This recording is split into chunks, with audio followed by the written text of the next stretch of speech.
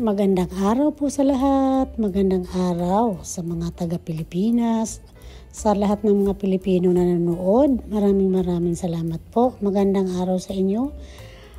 Kahit saan man kayo ng sulok ng mundo nanonood ng videong ito. Welcome back po sa Buhay Amerika with Ate D. Ayan. Ngayong araw na po ito ay dadalhin ko po kayo sa aking pasyalan. Mamamasyal po tayo sa pribadong ano po ito, garden po siya na may trail, napakalapad po. So for the meantime po, ito muna yung daanan natin. Ang daanan natin ay bundok po, kabilaan. Pero napakaganda po ng daan. Walang lubak-lubak. At napakaganda po ng mga bundok. At ito na nga po, dumating na po ako dito sa trail. Ang pangalan po nito ay, ang tawag po dito sa park na ito is Boise Thompson Arboretum. Napakaganda po ng lugar.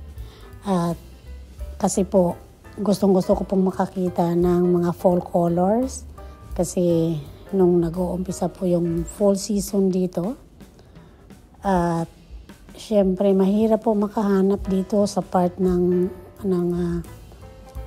US. Yung Arizona po mahirap makahanap ng fall colors kung fall season na kasi mainit po kasi dito. Kaya siyempre, ako naman, nagmamadali akong makakita. Kaya, ito na pong nadatnan ko. Nag-search po ako at ito po yung nakita ko na pwedeng makahanap, na makakita ng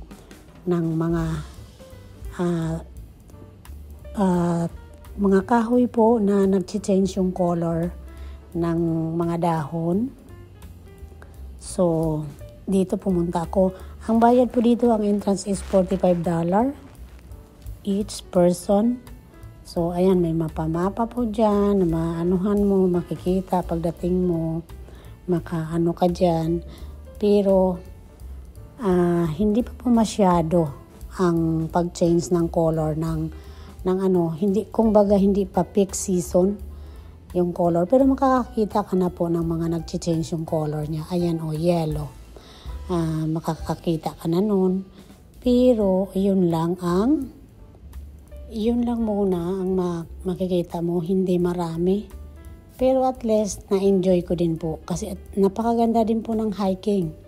Kung mahilig po kayo mag-hike, ito po yung magandang lugar na pupuntahan nyo kasi dalawa po yung daanan niya, parang papaikutin lang po. Napakaganda po ng daan. Yung unang-una na hike ko po is going east. Paakyat ng bundok. Pero marami ka pong makitang mga magagandang tanawin. Magagandang mga bato na bundok-bundukin na bato. Tapos siyempre mga cactus. Alam nyo naman po ang Arizona is cactus, state of cactus. Ayan. Tapos, ayan po, nakikita nyo man, napakaganda po ng mga view, mga tanim, yung mga at saka malamig po yung hangin. Kasi siyempre lumalamig na rin. At ayan, late upload po ito na klaseng video. Kasi napaka-busy ko po, ang dami kong ginagawa. At tapos nagkasakit po ako. Kaya hindi ko po na-i-upload agad. Itong video ito ngayon lang ako nagkaroon ng time na ma-upload siya. So, ayan po. Sana mag-enjoy po kayo dito sa video ito. At maraming salamat po. At sana po isi-share nyo po yung aking video sa inyong mga social media, sa mga kakilala nyo po, sa mga pamilya nyo. Ayan. So, ayan, mayroon din silang yung parang tubig-tubig dyan na parang sapa-sapa. Naririnig ko rin yung tubig na umaagas pero Hindi ko po alam kung saan. Hindi ko na inusisa po kasi alam niyo po, kapag mayroon din po yung mga snakes dyan na na gumagapang-gapang kung hindi po kayo marunong umano. Kaya ako, sinusunod ko lang, may guide doon eh. May guide dyan na ipapalo nyo yung kung saan lang kayo pupunta. Kaya hindi talaga kayo maliligaw. Umakyat po ako ng bundok dyan, napakataas. Tsaka yung bangin po. Naku, napaka lalim. Pero napakaganda po ng view. Sa taas kung titingnan yung baba. Napakaganda. Kaya nag-enjoy talaga ako dito sa aking pag-hike na ito dito. Kaya kung dito po kayo nakatira, mga Pilipino, mga kababayan ko po mga Pilipino, kung nakatira po kayo sa Arizona, ito po magandang puntahan kung mahilig po kayo mag-hike. Kasi kung summer siguro, hindi masyado mararamdaman nyo yung kung pagpabalik na po kayo, yung pangalawang trail na iikutan nyo po is pababa na siya. Punong-puno po ng forestry. Napakaganda, malamig, yung simoy ng hangin. Na-relax po ako dito. At talaga namang kailangan ko. Kasi siyempre, trabaho ka ng everyday ka na magtatrabaho. Ayan po, napakaganda ng view. Ayan po yung kabuuan ng makikita nyo pong view.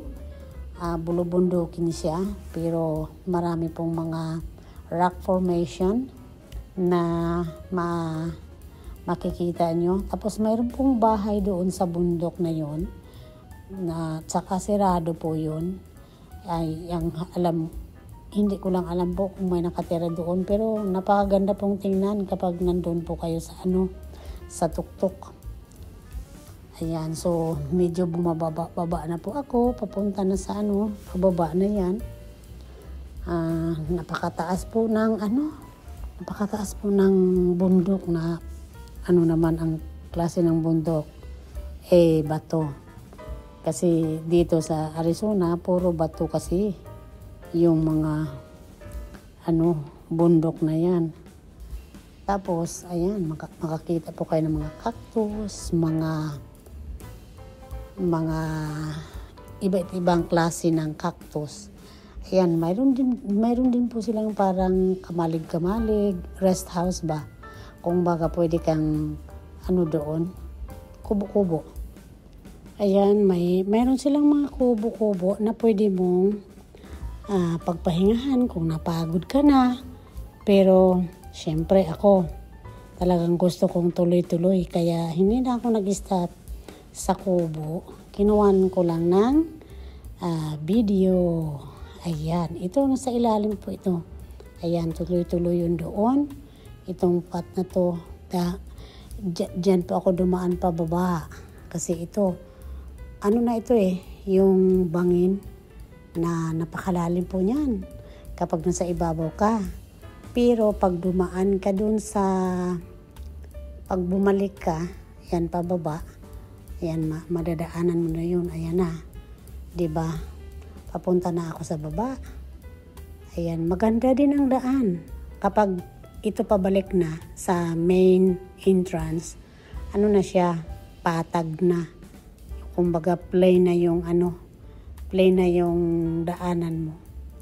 Hindi ka na aakyat-akyat. Pero mahaba-haba siya na lalakarin mo. Mayroon din mga bench o mga upo-upuan na pwede ka magpahinga-hinga.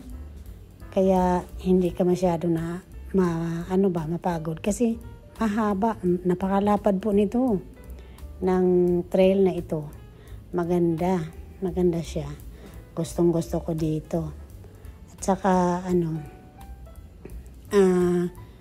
ang sabi po sa akin ng dito, nakausap ko na nagki-caretaker.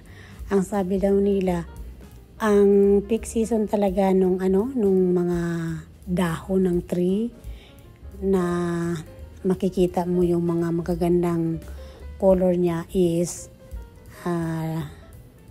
third week of November. Ayan. Pero ako, hindi ako nakapagantay.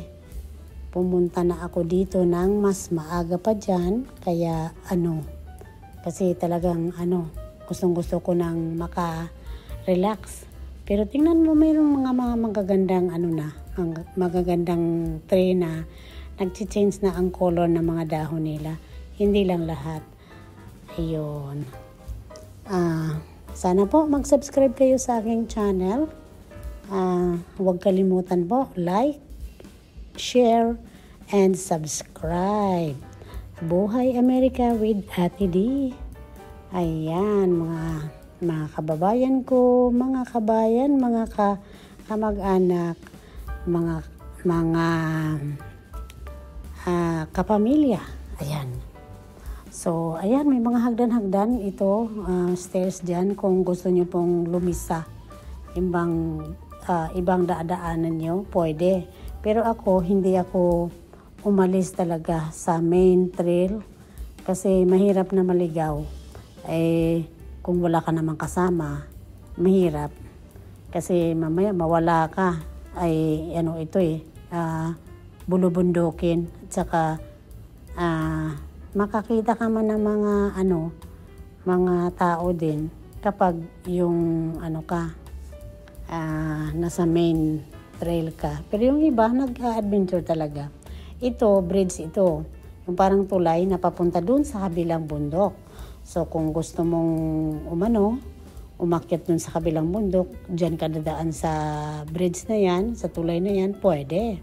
Pero ako, syempre, nag-video-video lang ako dyan at lang ako dyan. Naglakad-lakad, hindi ko tinuloy hanggang dun sa kabila kasi mataas po yun, matarik ang daan. Kaya hindi ko isinugal ang aking mga paa. Mahirap na. So kaya iyan, lang ako diyan, lakad-lakad, experience lang mga kababayan ko. Ayan. So kumbaga lang talaga. Mas maganda lang yung naka-experience ka dun sa paglakad-lakad ng mga ganun. Ayan, napakasarap po ng feeling. Sana po nag-enjoy kayo dito. At maraming salamat po. At sana po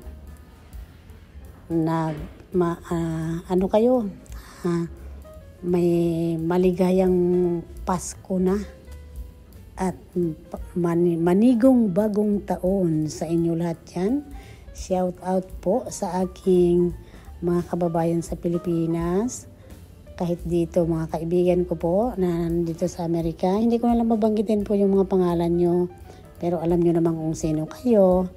Tapos, syempre, yung mga kaibigan ko po sa Pilipinas na nandoon na. Ayan, shout out po sa mga taga Bohol. Sa mga taga Maynila. Ayan. At sa mga sa mga taga Iloilo. Ayan. Shout out po sa inyo dyan. Kung napapanood niyo po itong aking video, sana po nag-enjoy kayo. Okay, maraming salamat po sa panunood at magkita-kita po tayo sa susunod ko pang mga episode. At enjoy lang po tayo ang buhay-buhay sa mundo. Hindi na natin patagalin ang ating kailangan lang natin mag-enjoy talaga sa buhay kasi hindi natin kaya i-solve ang ating mga problema sa araw-araw. Ayun po, love yourself and be confident. Ito po ang inyong kababayang Buhay Amerika with Ate D. Thank you so much for watching. Maraming salamat po. God bless. And don't forget po, like and subscribe. Salamat po. Bye-bye.